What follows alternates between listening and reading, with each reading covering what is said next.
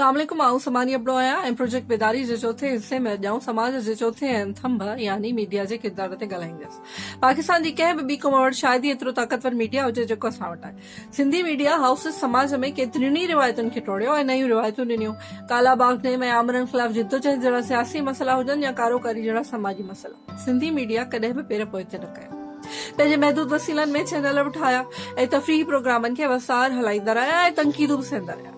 अॼु आऊं सिंध जे अख़बारुनि खे ऐं टीवी चैनलनि खे हिकु अपील करणु चाहियां थी। ॿारनि सां थींदड़ ॾाढाइनि ते अव्हां खे कुझु विखो अॻियां वधी वरी हिकु ज़िमेदार किरदार अदा करणो आहे, वरी हिकु ट्रेंड सेट करणो आहे, वरी हिकु डिबेट ओपन करणी आहे।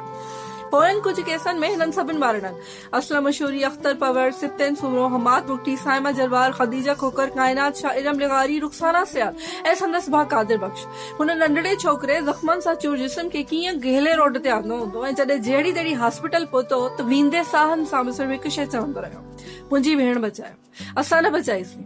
उन खां पोइ हाणे ज़हरा या ज़ारा वंगी खे ॾिसो, छा किथे बि इहा वहशत रुकिजी या रुकजंदे ॾिसजे पई? छा अव्हां पंहिंजी ज़िमेदारी सिर्फ़ु हुननि वाक़िअनि खे रिपोर्ट करणु समझो था? छा सुजागी ॾियणु, बेदारी ॾियणु अव्हां जी पेशावर या समाजी ज़िमेदारी में नथो अचे?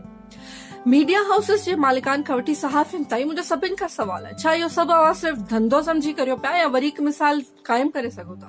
छा तव्हीं मथे ज़िक्र कयल ॿारनि जहिड़ी वार्ता खे सिर्फ़ु रिपोर्ट कंदा रहंदा या उन्हनि वार्ताउनि जे रुकजण लाइ बि फ़िक्रमंद आहियो? अगरि हा त पोइ छो किथे बि मीडिया में अहिड़ी का तहरीक नथी ॾिसे जेके उन्हनि वाक़िअनि खे वरी न थियण जी मद में के कोशिशूं वठण लाइ हिमथाईंदी हुजे, सम्झाईंदी हुजे? छा उहा इंतज़ारु करियो पिया त हुकूमत का बेदारी मुहिम हलाए, अव्हां खे फंड्स ॾे, पोइ अव्हां तहरुक वठंदा? जेकॾहिं अव्हां खे वाकई अहिड़ी के क़दम जो इंतज़ारु आहे त पोइ अव्हां जी पंहिंजी सोशल रिस्पॉन्सिबिलिटी केॾांहुं वई? केतिरी लागत ईंदी हिकु 15 सेकंड जी वीडियो में अगरि हिकु नंढड़ो पब्लिक सर्विस मैसेज वठायो? अख़बार जे हिकु पासे ते हिकु तस्वीर जंहिंमें माउ पीउ मुस्कुराईंदड़ ॿार जो हथ चले घिटी में लंघंदा हुजनि या हिकु घिटी में खेॾंदड़ ॿार खे परियां माउ पीउ या को माइट नज़र रखंदे ॾेखारियो वञे, लिखियो वञे त ॿार अकेलो न छॾियो। पंहिंजी पोइ वीडियो में मूं मोनी कुंडो जी वीडियो ॾेखारी जंहिंमें हू ॿार खे 39 सेकंडनि में एतिरो वॾो कॉन्सेप्ट सम्झाए वई त पुट खे अणवंदड़ छुआ खे कीअं मुंहुं ॾियणो आहे। वॾे में वॾी ॻाल्हि जेका हुन पुट खे चई उहा इहा हुई त उन में तुंहिंजो को ॾोह कोन्हे, तूं ग़लति न आहीं, जेको तोसां ईअं करे उहो ग़लति आहे, इन करे तूं हमेशह इत्माद सां ॿुधाए। छा असांजूं तख़लीक़ी सलाहियतूं ख़तम थी वयूं आहिनि जो असां पंहिंजे समाज जे हिसाब सां अहिड़ा के बेदारी वारा पैगाम ठाहे ॿारनि लाइ नथा हलाए सघूं? मूं तहक़ीक़ कई त मूंखे साहिल इदारे तरफ़ां कुझु सोशल मीडिया जे पेजिस ते ॿारनि खे जिंसी ऐं बाक़ी क़िस्म जे तशदुद खां बचाइण लाइ बेदारी जा पैगाम मिलिया, पर जिते ॻाल्हि असांजे सिंध जे माहौल जी अचे थी, झर झंग ॻोठ जी, त इहे वीडियो पैगाम कंहिं कम जा न आहे। एनिमेशन आहे, शहरी माहौल आहे, उर्दू ॿोली आहे, उन सां असांजे ॻोठनि ते को ख़ासि असरु कोन पवंदो छो जो उहे टारगेट ऑडियंस न आहिनि। अव्हां कॾहिं बंदियुनि में इस्तेमाल थींदड़ ज़रई दवाउनि जा इश्तिहार ॾिठा आहिनि? अहिड़े तरीक़े ज़बान इस्तेमाल थियण पब्लिक सर्विस मैसेजिस घुर्जनि था। हिकु ॿी ॻाल्हि, जॾहिं सिंधी उर्दू मीडिया अहिड़ा केसिस रिपोर्ट कनि था त उहे कोशिश कनि त पद्रिसरी समाज जा स्टीरियोटाइप टोड़ी हिकु 6 साल जी ॿारड़ी जिंसी ॾाढाई जो शिकार थिए थी।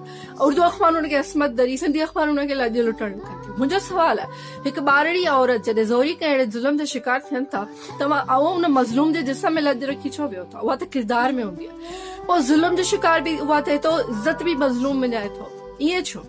आउं सम्झां थी त न सॼे कॉन्सेप्ट जो ॿारनि जे संदसि चुप रहण सां तालुक आहे। जॾहिं हू के अणवणंदड़ छुहा या बेटच खे मुंहुं ॾे थो, ॿुधाए नथो, इन जो तालुक आहे।